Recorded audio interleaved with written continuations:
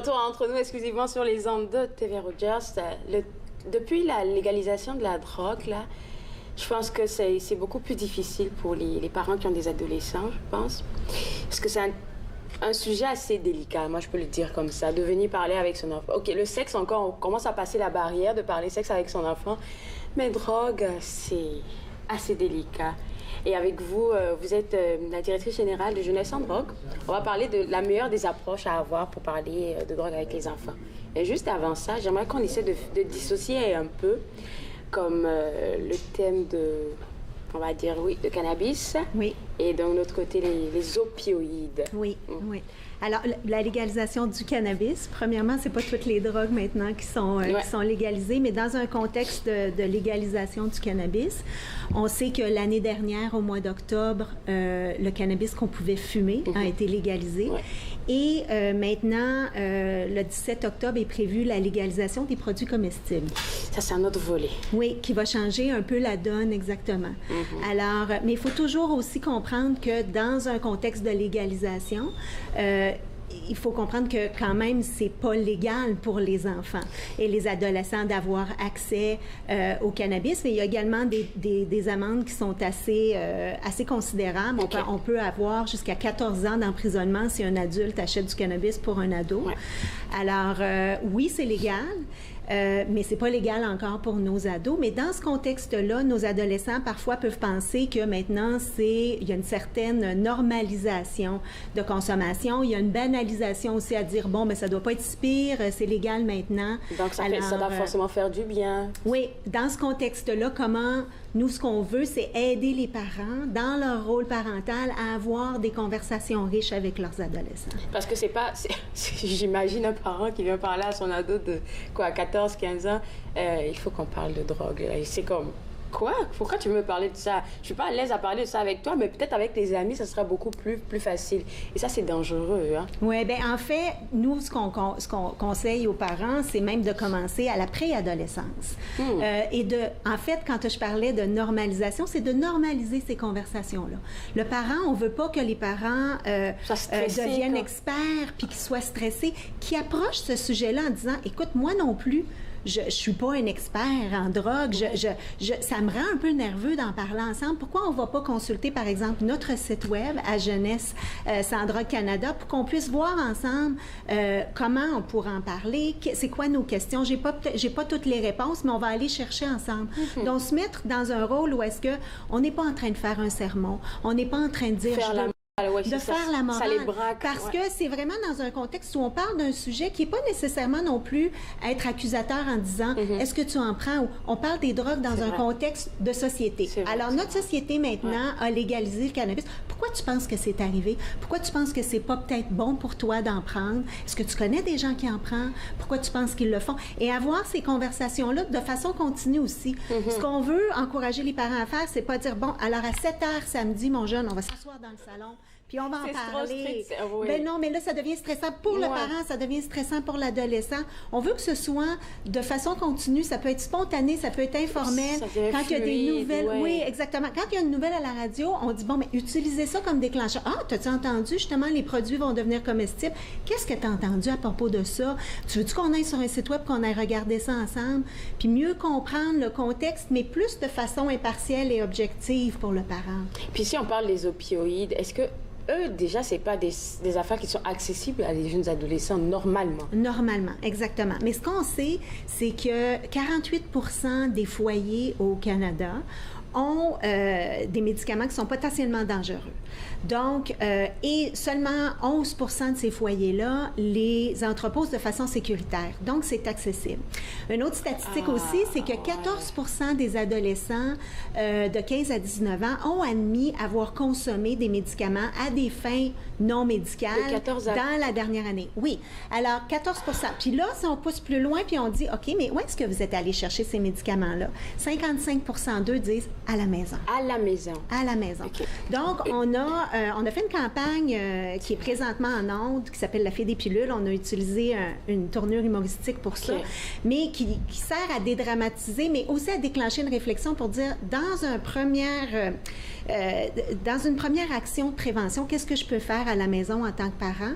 Bien, débarrassez-vous de ce que vous n'avez pas besoin. Faites l'inventaire des pilules que vous aviez eu un mal de dos il y a un an, puis vous en gardez peut-être au cas... Non. Allez, retournez à la pharmacie. Puis ça, c'est l'autre action qu'on demande aux parents de faire. Mettez pas ça à la poubelle. Mettez pas ça dans la toilette. Vous aviez quelqu'un, plutôt un invité qui parlait de l'importance des petits gestes pour l'environnement. Bien, un petit geste, c'est justement les pharmacies les reprennent de façon gratuite et eux, ils vont les disposer de façon sécuritaire. Oh my God! Ça fait peur comme de savoir qu'à la maison aussi, ils sont quand même exposés. Et puis, j'aime bien votre approche de parler vraiment de manière relaxe avec l'enfant parce que là, il comprend. Puis, il n'est pas comme, OK, elle m'a dit ça, c'était juste pour... Si on le fait, je veux dire, de façon vraiment stressante avec le jeune. OK, elle me l'a dit, je l'écoute d'une oreille et puis de l'autre côté, je l'écoute pas. Puis, dès qu'elle est sortie, je vais prendre comme peut-être des opioïdes qui sont rangés dans la boîte à médicaments. Oui. Parce que j'ai pas eu une conversation assez calme, assez fluide avec mon parent. Il s'est tout de suite braqué, donc moi aussi, je me braque, surtout à cet âge-là. Oui, oui. Et d'être honnête et transparent. Les parents n'ont pas toutes les réponses, mais être capable d'approcher un jeune et dire... Écoute, en tant que maman, je suis inquiète, j'ai entendu... Puis utiliser les faits, c'est dommage, mais les faits divers, d'avoir entendu qu'il y a un jeune à quelque part qui a pris une pilule dans un party puis qui s'est effondré, s'est ramassé à l'hôpital. Utiliser ça, puis dire, j'ai entendu parler de ça, sais-tu quoi, ça m'inquiète, t'en as-tu déjà entendu parler, toi? Puis pourquoi tu penses que c'est dangereux de prendre des médicaments qui ne sont pas prescrits? Donc, c'est une foule de petits gestes qui peut amener à ces discussions-là, mais c'est aussi de prendre les mesures, comme je dis, de ne pas laisser des médicaments à la disposition, mais d'expliquer pourquoi aussi c'est dangereux. Ça crée la confiance, fait que si l'enfant a dans son entourage, surtout les plus jeunes qui sont vraiment proches de leurs parents avec de belles discussions comme ça, s'il y a quelque chose dans son entourage qui se passe, il est tout de suite attiré à dire à sa mère ou à son père, ben, papa, tu me parlais de ça la dernière fois, j'ai un ami qui fait ça ou ça. Comme ça prépare même le parent. Bien, préparer les parents, mais préparer les jeunes, parce que dans un mode prévention, c'est d'expliquer à l'enfant pourquoi on pense que c'est peut-être pas bon pour eux. On sait qu'il y a des études qui démontrent que qu'il y a une partie du cerveau qui n'est pas développée avant l'âge de 25 ans, complètement développée. Et c'est le cortex préfrontal. Et ce que ça fait, le cortex préfrontal, c'est tout le contrôle des impulsions, le jugement, des émotions. Donc, les jeunes ne sont pas en mesure de prendre des décisions éclairées par rapport à leur consommation parce que jusqu'à 25 ans, c'est pas développé. Puis ça peut venir justement à l'encontre de ce développement-là de façon optimale si ils prennent du cannabis. Donc, c'est d'avoir ces conversations-là, de se baser sur des faits scientifiques avec son jeune pour dire, je dis pas juste ça parce que je veux jouer à la mère autoritaire, je te le dis parce que je suis inquiète, parce que voici pourquoi c'est dangereux pour toi. Puis aller plus loin aussi, si, par exemple, un parent, je vais en parler aux parents que ça peut arriver, que vous d'amorcer la discussion, puis tout à coup, vous vous rendez compte que l'expérimentation a déjà eu lieu. Le jeune vous confesse que j'en ai déjà pris. C'est quoi Qu'est-ce qu'on fait dans ce contexte-là? Bien, aller plus loin. Au lieu d'arriver... C'est sûr que le premier réflexe, c'est de dire « Mon Dieu, mon jeune consomme, c'est sûr que ça va mal aller. » Bien, aller au-delà de ça, puis d'être capable de dire « OK, pourquoi? Dans quel contexte? » Pour savoir, est-ce que le jeune est en train de s'auto-médicamenter? J'imagine entendre une discussion comme ça avec un mais se préparer en tant que parent. Alors, si ça arrive, qu'est-ce qu'on fait? C'est sûr que, comme je dis, le premier réflexe, mais si on s'est préparé avant, c'est accompagner le jeune là-dedans. Donc, comprendre, est-ce que le jeune a consommé, par exemple, dans l'auto avant d'aller à un party parce qu'il était gêné puis il voulait gérer son anxiété? Bon, ça, c'est un contexte. S'il est arrivé au party puis qu'il y avait plein de monde puis qu'il a décidé de le prendre dans un contexte festif puis il était entouré, c'est un autre contexte. Mais si comprendre qu'il s'auto-médicamente, il faut aller au-delà de ça puis dire, est-ce qu'il y a d'autres façons ou est-ce que tu pourrais faire ça? Non, mais essayer d'explorer ensemble des façons qui ne sera pas au détriment de sa santé pour gérer les angoisses ou un enfant qui dit « je fume un joint pour pouvoir mieux dormir ». OK, on va en parler. Si vous avez vraiment besoin de soutien, vos parents à la maison, n'oubliez pas que vous pouvez visiter le site web www.jeunessesandroguecanada.org pour avoir des conseils. Parce que moi, déjà, j'ai le cœur qui commence à battre à penser que oui. Venez sur notre site pour avoir des trucs. Exactement. Et ce que vous avez dit, vous avez mentionné en début d'entrevue que le 17 octobre, il y aura de nouveaux produits. Oui. avec du cannabis qui seront comestibles et accessibles à tous.